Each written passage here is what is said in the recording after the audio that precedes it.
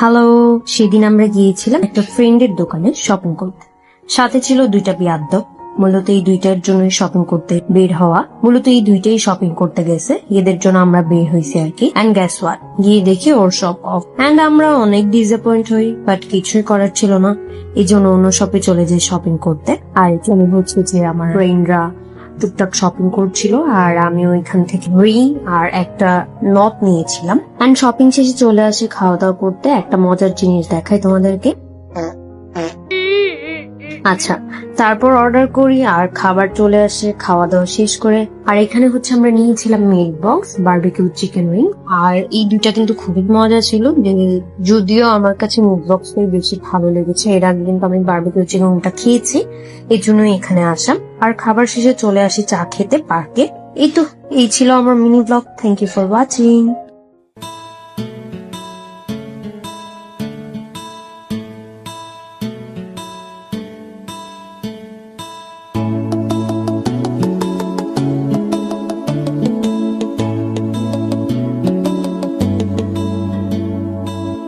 তোমার ঘরে বাস করে কারা হয় মনে জানো না, তোমার ঘরে বসত করে কয়ছো না মনে জানো না, তোমার ঘরে বসত করে কয়ছো না।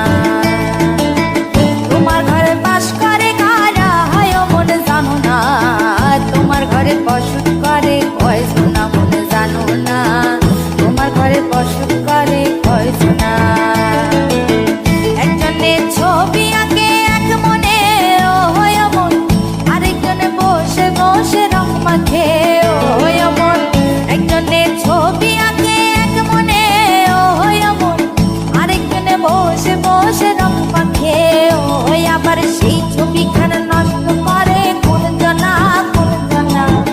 তোমার ঘরে বসত করে কয়জন